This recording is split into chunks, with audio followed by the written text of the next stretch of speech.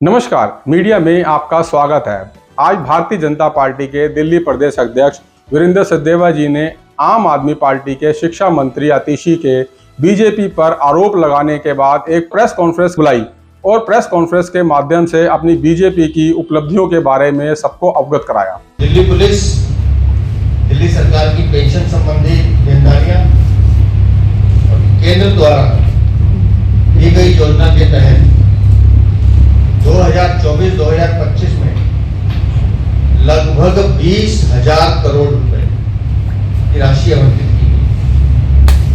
20,000 करोड़, जिसमें दिल्ली सरकार को जो अनुदान के रूप में सहायता राशि दी जाती है वो है 1,168 रुपए। मैं इसलिए बता रहा हूँ कि जो आतिशी मार लेने का जो सिस्टम है झूठ बोलने का, वो आपकी सबकी जानकारी पर है। दिल्ली सरकार को गृह मंत्रालय द्वारा जो सहायता अनुदान राशि दी जाती है वो है 1,168 रुपए। दिल्ली पुलिस के लिए जो राशि दी जाती है 11,177.50 करोड़ रुपए। दिल्ली सरकार के कर्मचारियों की पेंशन के लिए 4,801.35 करोड़ रुपए और विभिन्न सेंटर द्वारा जो परियोजनाएं दिल्ली में चलती हैं उसके लिए 3,000 करोड़ रुपए होती है। ये 20,000 करोड़ रुपए सीधे सीधे उनको दिए गए। इसके अलावा दिल्ली को क्या क्या मिला? ये जो झूठ का वादा करके आए थे कि हम कचरे के पहाड़ 2021, 22, 23 ऐसे एक साल बढ़ाते रहे, अब 23 जनवरी तक हम खत्म कर देंगे, फिर 24 जनवरी तक खत्म करेंगे, 24 में जा रहा है। भारत सरकार ने एनसीडी को 1,145 करोड़ रुपए दिए हैं पहाड़ों को खत्म करने के लिए। इन्होंने कहा कि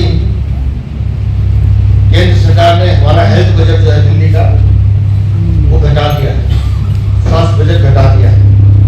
मैं सिर्फ कहता हूं कि आतिशी मार लेना मतलब झूठ बोलना। इस बार स्वास्थ्य बजट में 12.59% की इंक्रीजमेंट की गई।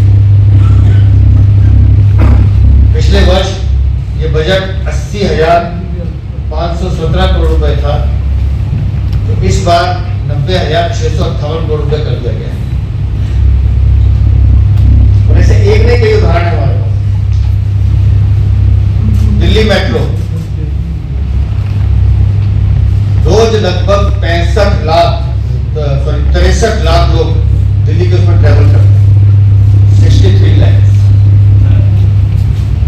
और दिल्ली मेट्रो पर भारत सरकार ने लगभग 53,000 करोड़ रुपए लोन मिलाकर खर्च किया। बताएं आतिशी मांग लेना कहां से है ये पैसे?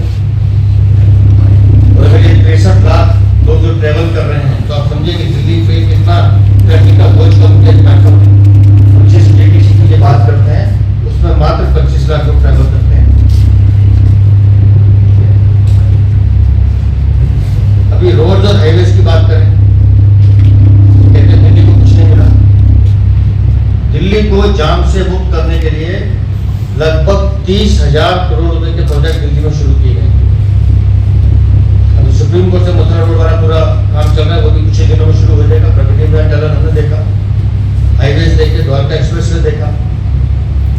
और इनके साथ साथ 30,000 करोड़ जो दिए गए हैं, इसके साथ साथ 35,000 करोड़ रुपए के काम वर्किंग प्रोग्रेस में। ये दिल्ली को सम्राट है नरेंद्र मोदी, जो अरविंद केजरीवाल और आतिशी मार लेने को समझ नहीं आए, क्योंकि इनको तो झूठ बोल रहे हैं। दिल्ली का नया रिंग रोड, दिल्ली के अंदर वाहनों के दबाव को कम करने के लिए 7,716 करोड़ की लागत से 76 किलोमीटर लंबा 6 लेन का अर्बन एक्सटेंशन रोड का निर्माण लगातार चल रहा है। फिर मैं लागत बता रहा हूँ, 7,716 करोड़, लेकिन एक शब्द नहीं बोलेंगे।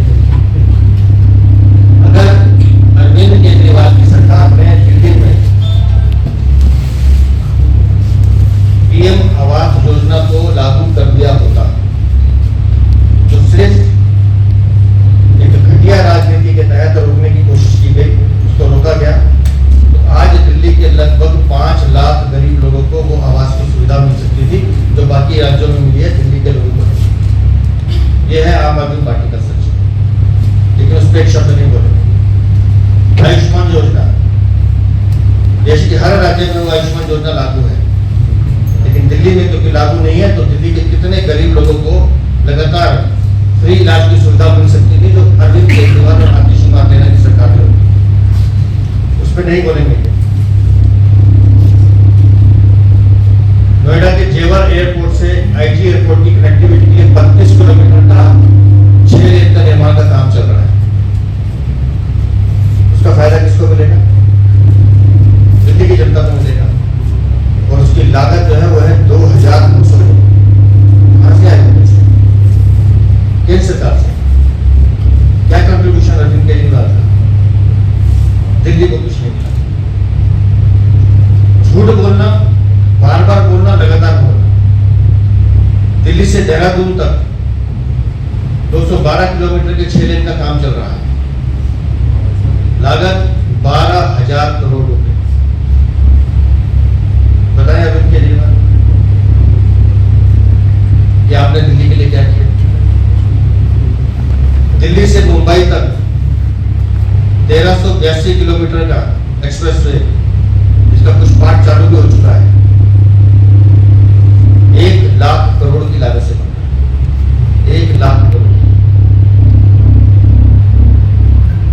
दिल्ली को बेहतर कनेक्टिविटी मिले, दिल्ली जाम और दिल्ली के लोगों को सुविधाएं मिले, उसके लिए प्रधानमंत्री नरेंद्र मोदी की सरकार लगातार दिल्ली के विकास के लिए काम कर रही है।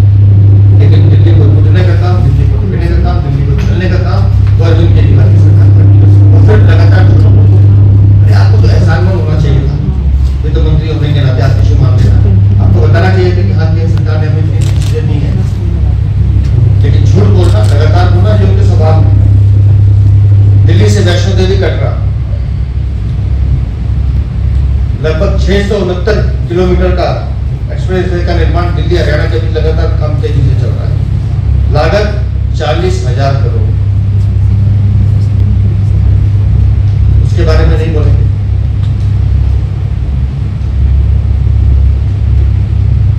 RRTS, जिसका एक उद्घाटन अभिषेक गाजियाबाद की तरफ हुआ भी था। दिल्ली मेरठ RRTS 82.15 किलोमीटर, तो भी लगातार काम चल रहा है। उसके अलावा डेवलपमेंट ऑफ रेलवे स्टेशन, आपने दिल्ली स्टेशन देखिए, आनंदविहार स्टेशन देखिए, नियामुद्दीन स्टेशन देखिए। उसके साथ साथ स्वास्थ्य के क्षेत्र में, जैसे मैंने पहले कहा, 12% से भी अधिक बजट बढ़ाकर दिल्ली के अस्पतालों पे, रेडियो हार्डिंग हॉस्पिटल है, एम्स है, सफदरजंग है, आरएमएल है, ये सही हॉस्पिटल्स हैं। राष्ट्रीय योग संस्थान है, उस पर लगभग 9,500 करोड़ रुपए से ज्यादा खर्च किया जा रहा है। लेकिन राजनीतिक द्वेष के चलते इन लोगों को ये सब काम नजर नहीं आते। लेकिन झूठ बोलना है, लगातार बोलना है। और इसके अलावा भी अभी साथी हमारे बैठे हैं, प्रवीण जी, वो बताएंगे आपको, कोई मत ऐसा नहीं है दिल्ली में जिसमें भारत की सरकार ने हाथ खोलकर उसमें अपना योगदान ना दिया। लेकिन दिल्ली की भ्रष्टाचारी सरकार हर वो काम जिसमें भारत सरकार अपना भरपूर मदद करती है, उस काम से बचने की कोशिश करती है। जितने भी विकास के काम है, चाहे वो आप G20 जब हुआ तो भारत मंडपम देखिए, यशोभूमि देखिए, ये सेंटर किसके काम है? दिल्ली की जनता के काम है। की टनल है, पथ का निर्माण हुआ, सैटरडे संडे 1.5 से 2 लाख विजिटर्स जाते हैं देखने। ये डेवलपमेंट के प्रोजेक्ट हैं जो दिल्ली की जनता के लिए किए जाते हैं, लेकिन एक शब्द दिल्ली की सरकार उसमें नहीं बोलती। लेकिन अपनी कमजोरियों को छुपाने के लिए, अपने भ्रष्टाचार को छुपाने के लिए लगातार झूठ बोलना, ये उनका चरित्र है, नियति है। तो मुझे लगता है कि इसके अलावा भी हम लोगों ने जैसे पढ़ा है, जो दिल्ली सरकार को राशियां मिली है, 84 में जो सिख पीड़ित हमारे भाई बहन हैं, उनके लिए 2 करोड़ रुपए की सहायता राशि दी गई है। डिजास्टर मैनेजमेंट के लिए 15 करोड़ रुपए दिए गए हैं। और लगातार अन्य मदों में भी जितने दिल्ली सरकार में विभाग है या जो भारत की राजधानी में, दिल्ली में जितने लोग काम करते हैं, लगातार उसमें भारत की सरकार द्वारा मदद की जा रही है। और इस तरह का जो विलाप जिसका जिक्र प्रवीण जी ने किया, कि इनकी आदत है लगातार रोना, लगातार बोलना और झूठ बोलना। और मुझे लगता है कि दिल्ली की जनता इस सच को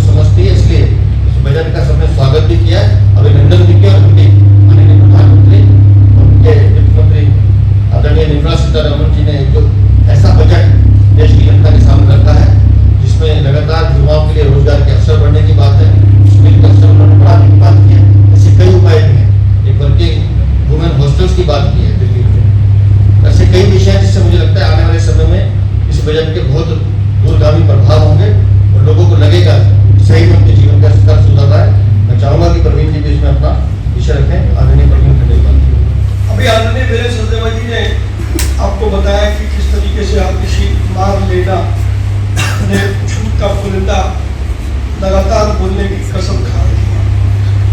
मैं नहीं समझ पा रहा कि वो किन परिस्थितियों में ये बात कहती है कि दिल्ली को कुछ नहीं मिला। आदरणीय अध्यक्ष जी ने भी बहुत सारे हेड आपको बताए हैं। उनको ये भी समझना होगा कि जब बजट में जो भी घोषणाएं की गई है, वो सारी घोषणाओं में कहीं नहीं कहा कि दिल्ली को छोड़ करके बाकी सबको ये लिखा है। यानी कि बजट में जितने भी मद में घोषणाएं की, पहली बार ऐसा हुआ कि एक बजट का फोकस 4 बड़े फंडामेंटल पर आया: एम्प्लॉयमेंट, स्किलिंग, एमएसएमई और मिडिल क्लास। ये पहली बार हुआ, आज से पहले कभी बजट में ये नहीं था। और ये चारों चीजें दिल्ली के अंदर सारे जो भी लोग इससे अफेक्टेड है वो करते हैं। तो इन चारों चीजों में जो भी घोषणाएं बड़ी की गई है, उसका लाभ निश्चित रूप से दिल्ली के हर व्यक्ति को मिलेगा। लेकिन मुझे लगता है कि आम आदमी पार्टी के नेताओं ने, मंत्रियों ने ये कसम खा रखी है कि वो आरोप प्रत्यारोप पे लगे रहेंगे, तो दिल्ली में विकास से कुछ लेना देना नहीं। अभी अध्यक्ष जी ने जैसा आपको बताया, मैं कुछ और मुद्दों पर आपका ध्यान आकर्षित करना चाहता हूँ। पहली बात ऐसा है कि जब प्रधानमंत्री जी ने विकसित भारत की बात की है, तो ये बजट का बेसिक फंडामेंटल, इसका मूल भारत को विकसित भारत की ओर ले जाना है 2047 तक। और ऐसा मानना है कि ये बजट उस 2047 के विकसित भारत की नींव के रूप में गढ़ा गया है, इसलिए उसके फंडामेंटल्स को बहुत मजबूती सामने रखा गया है। पहली बार हिंदुस्तान के इतिहास में पहली बार एमएसएमई सेक्टर को इतना महत्व इस उसमें दिया गया। जब हम एमएसएमई सेक्टर की बात करते हैं तो उसमें हमारा जो छोटा व्यापारी है वो से लेकर के बड़ा व्यापारी भी, यानी micro, small and medium enterprises. तो अगर जो पटरी पर दुकान लगा रहा है उससे लेकर के जो बड़े महल में दुकान लगा रहा है, ये सारे व्यक्तियों को एमएसएमई की कैटेगरी में देखा गया है। और एमएसएमई के लिए जो घोषणाएं की गई है उसमें विशेष तौर पर 4-5 वर्टिकल, जिसमें इंफ्रास्ट्रक्चर डेवलपमेंट, यूथ एम्प्लॉयमेंट और स्किलिंग